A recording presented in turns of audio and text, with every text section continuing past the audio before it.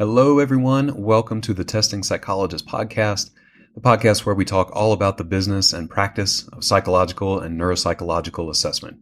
I'm your host, Dr. Jeremy Sharp, licensed psychologist, group practice owner, and private practice coach. This podcast is brought to you by PAR. The Brief 2 is the gold standard rating scale for measuring executive function. A new score report, updated interpretive report, and series of 10 interventions handouts are now available on PAR iConnect. Learn more at parinc.com/brief2. That's BRIEF and the number 2.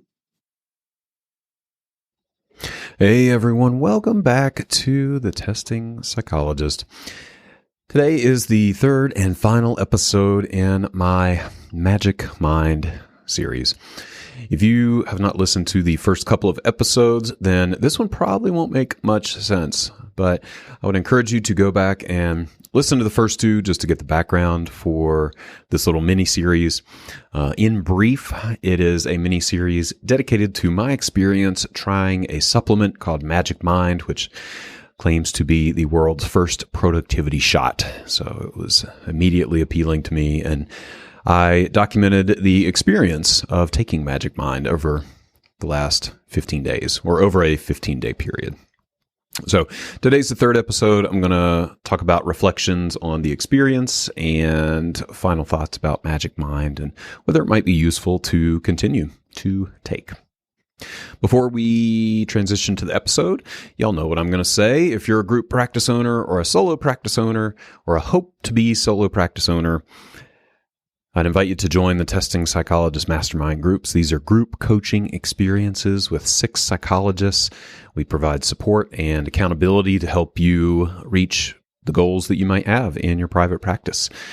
Would love to help you. If that sounds intriguing, you can get more info at thetestingpsychologist.com/consulting. All right, let's wrap up this Magic Mind series.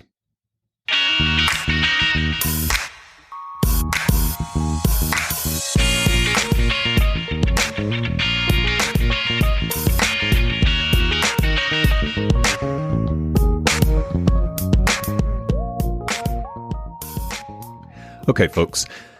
Let's get right to it. As you know, I have been on this experimental journey over the past few weeks with Magic Mind. First episode, I gave my background and rationale for even trying this product. Second episode, I talked about the ingredients in it and the research behind those ingredients.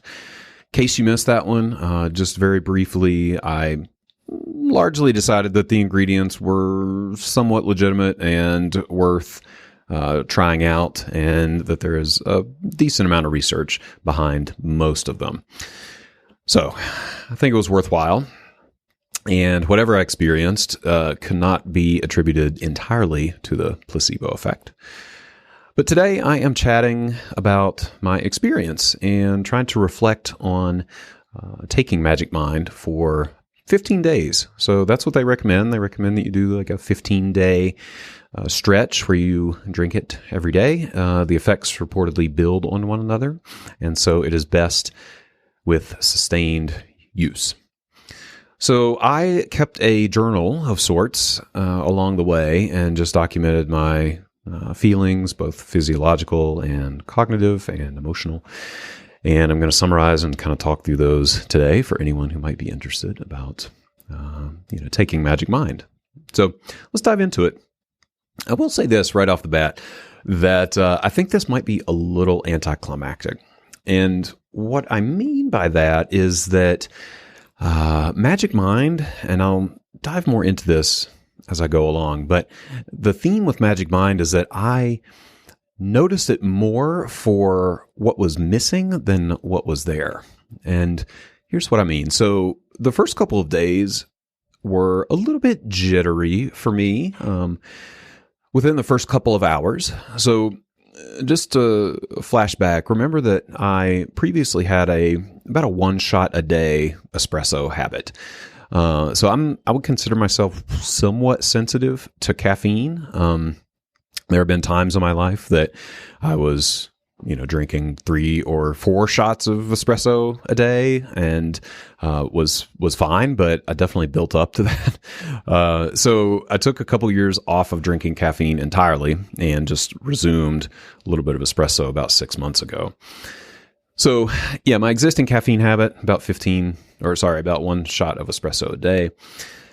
So first couple days of Magic Mind, this could be placebo, could be in my mind, but I perceived it to be a little bit more caffeinated than what I was used to, but not a lot. I should also say that I, maybe like some of y'all, am highly attuned to any physiological changes. And so knowing that I was drinking this drink and kind of expecting something, I think I was probably more tuned in to what my body was doing. And so that maybe played a role as well in feeling a little more jittery. But first couple days, a little jittery within the first couple of hours. That tended to smooth out after a couple of hours. And then it just kind of settled into what I would call focused tranquility, which was interesting. So after the first couple of days, I did not feel any jitteriness or really any sense of activation or stimulation. So that's where I go back to what I said in the beginning, which is that I ended up appreciating Magic Mind more for what it's not than what it is. For me, this is kind of like the analogy of, it's like the CBD to THC comparison, if that rings true for anyone, with Magic Mind being the CBD to coffee's THC. So it's not like drinking Magic Mind felt like some noticeable physiological change by any means, either being by being more stimulated or caffeinated or anything like that. It's more what was missing from my days. And so that's how I'll describe the effects. I felt genuinely less stressed. We'll just use that general term. So I found myself pretty chilled out and non-reactive to a variety of what I would say were objectively stressful situations, particularly at work.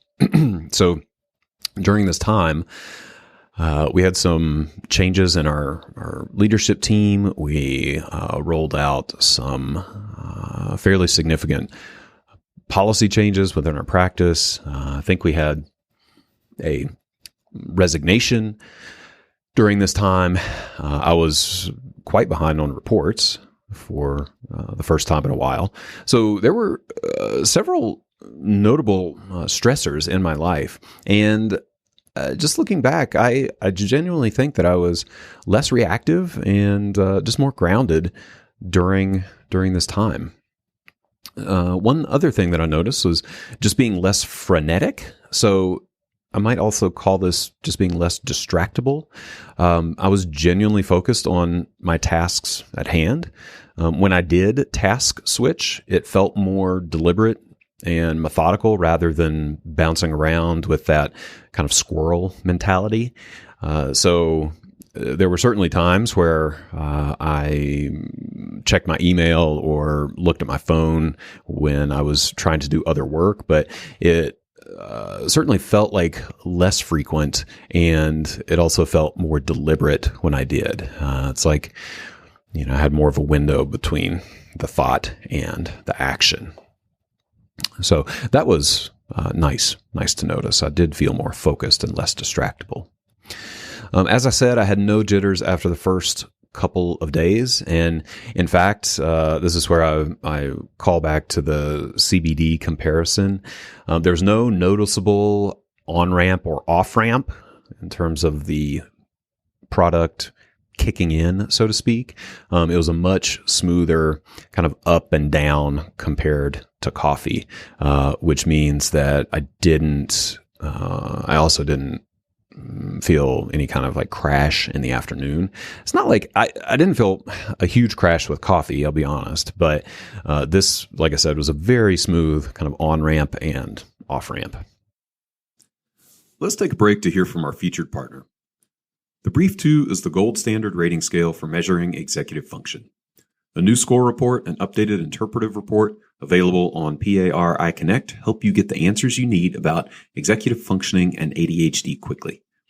Also available is a series of 10 downloadable, easy-to-understand Brief 2 interventions handouts designed to provide parents, students, and teachers with strategies to support and improve behaviors at home and in school. Learn more at parinc.com/brief2. That's BRIEF and the number 2. All right, let's get back to the podcast. I think I was getting slightly better sleep during this time.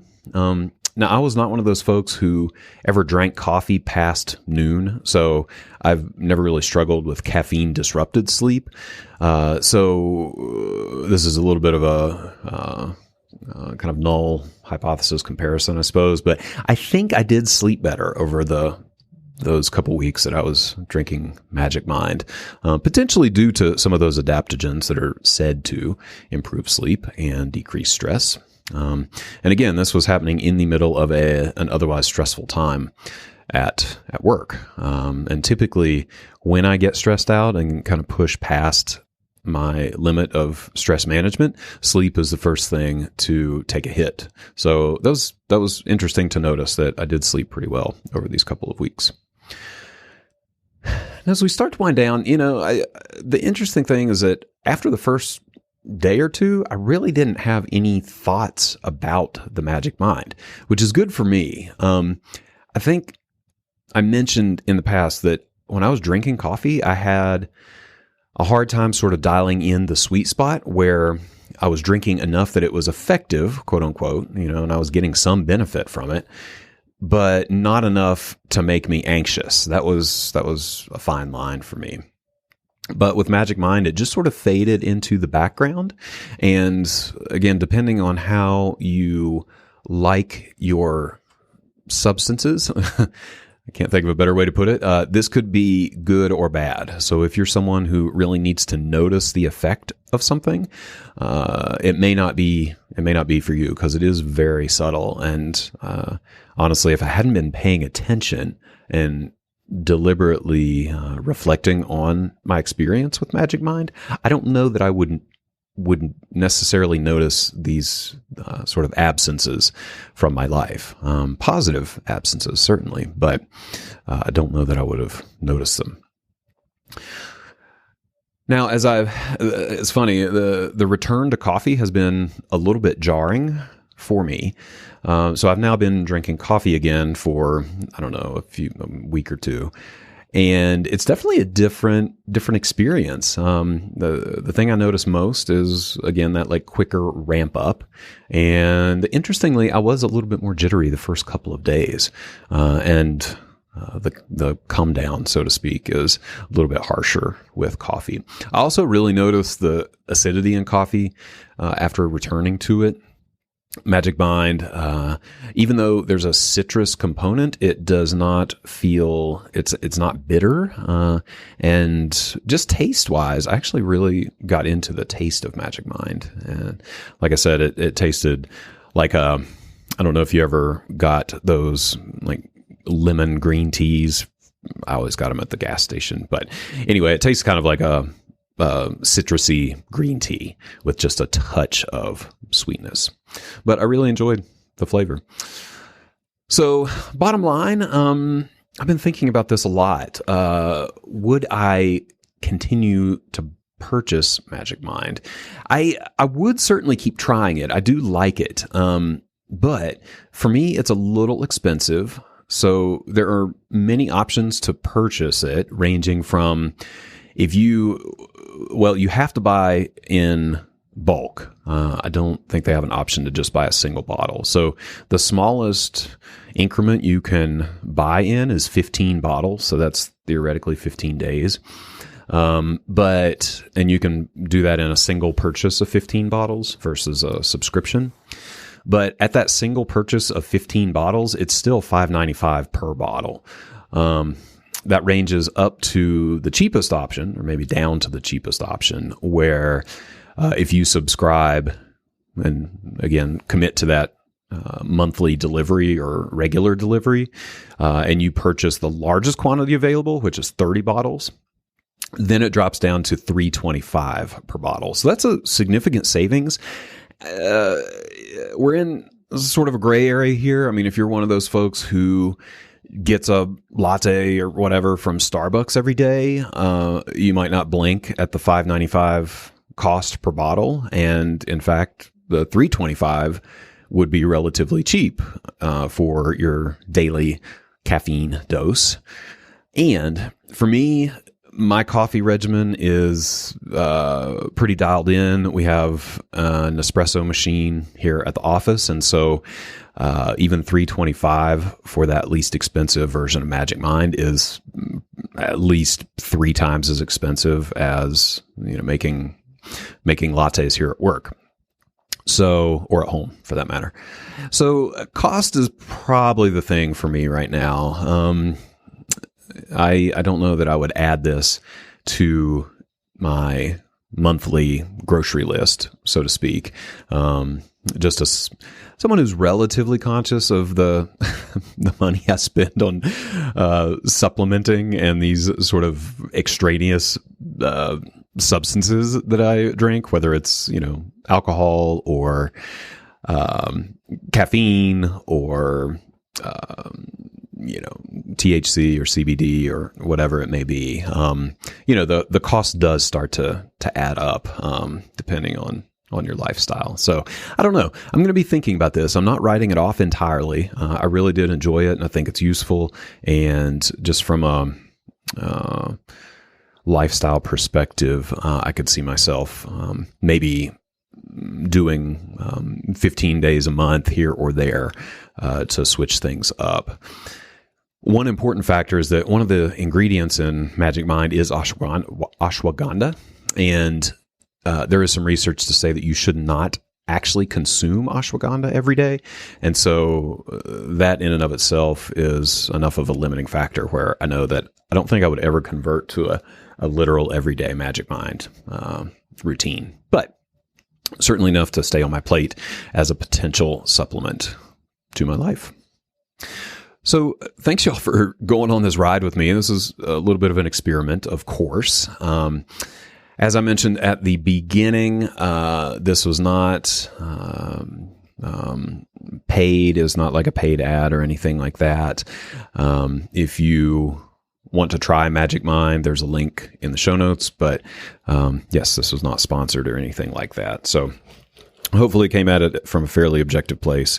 And it was fun. I like doing this sort of thing, switching it up, and always interested in anything that will help decrease stress and get our work done a little bit better. And by extension, be better people. So again, thanks, and we'll catch you next time. All right, y'all. Thank you so much for tuning into this episode. Always grateful to have you here. I hope that you take away some information that you can implement in your practice and in your life. Any resources that we mentioned during the episode will be listed in the show notes, so make sure to check those out. If you like what you hear on the podcast, I would be so grateful if you left a review on iTunes or Spotify or wherever you listen to your podcasts. And if you're a practice owner or aspiring practice owner, I'd invite you to check out the Testing Psychologist Mastermind groups. I have mastermind groups at every stage of practice development, beginner, intermediate, and advanced. We have homework, we have accountability, we have support, we have resources. These groups are amazing. We do a lot of work and a lot of connecting. If that sounds interesting to you, you can check out the details at thetestingpsychologist.com/consulting.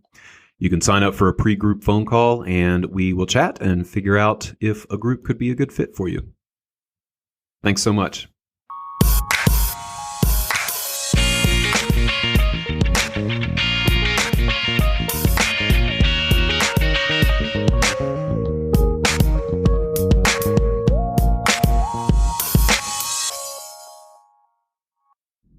The information contained in this podcast and on the Testing Psychologist website are intended for informational and educational purposes only. Nothing in this podcast or on the website is intended to be a substitute for professional psychological, psychiatric, or medical advice, diagnosis, or treatment. Please note that no doctor-patient relationship is formed here, and similarly, no supervisory or consultative relationship is formed between the host or guests of this podcast and listeners of this podcast. If you need the qualified advice of any mental health practitioner or medical provider, please seek one in your area. Similarly, if you need supervision on clinical matters, please find a supervisor with an expertise that fits your needs.